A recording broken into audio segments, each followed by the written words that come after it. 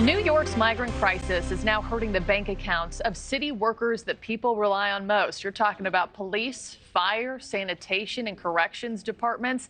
They've all been directed to cut overtime to help trim their budgets by 5%. Mayor Eric Adams wanting to end overtime for officers and firefighters to pay for the 100,000 migrants who have arrived in the Big Apple over the last year. With no end in sight, Adams estimating that carry for all of these people will cost billions.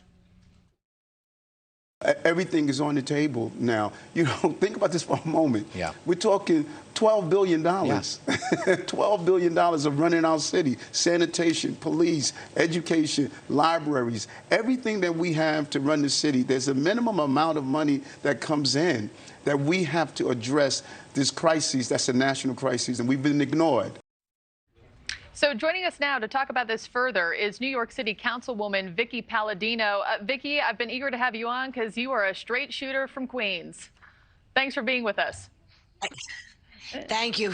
And thank you for realizing that I am a straight shooter from Queens. You're 100% right. Well, we appreciate the time. And just giving you a heads up, we are following the latest on this Pennsylvania manhunt. If I have to cut you off, I apologize ahead of time. But getting straight into it, I know that not long ago, Mayor Adams took to that city podium and said the dam has broken, and I don't know how to clean it up. I know you've called the crisis an invasion. For those of us not in New York, paint the picture of what this problem actually looks like on the ground. What it looks like on the ground is basically exactly what you're seeing on TV. This is not an exaggeration in any way, shape, or form. We have got an overflow here of now, 110,000 migrants that are here. And this has gone on way too long. The numbers have grown every week now. Last week was 104.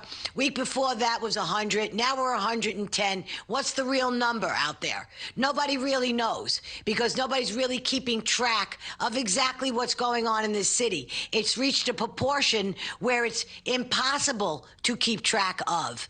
And now we're talking about cutting our budget. Are you kidding me? To our police, we're looking at 5% in November. We're looking at 5% in January, and we are looking at as much as another 5% come early spring. That's 15%.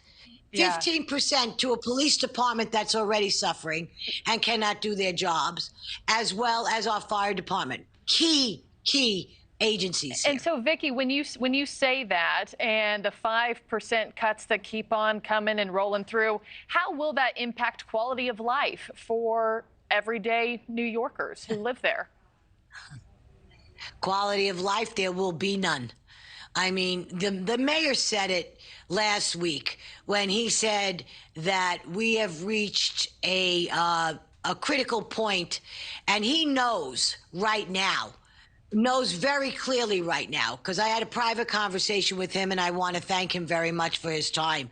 But he knows that this is unsustainable and that we are reaching the point of no return.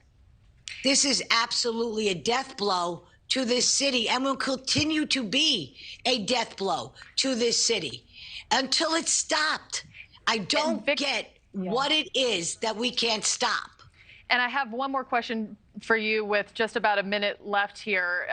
I know you know this. New York Democrats have obviously been critical of the tactics border state leaders like Governor Greg Abbott have taken to handle the crisis with the busing. New York has long been a sanctuary city, saying come one, come all. I'm curious if you think after all that you have witnessed, the attitudes towards states like Texas and Arizona have changed now that you're getting a taste of it yourself, and if New York still welcomes people with open arms.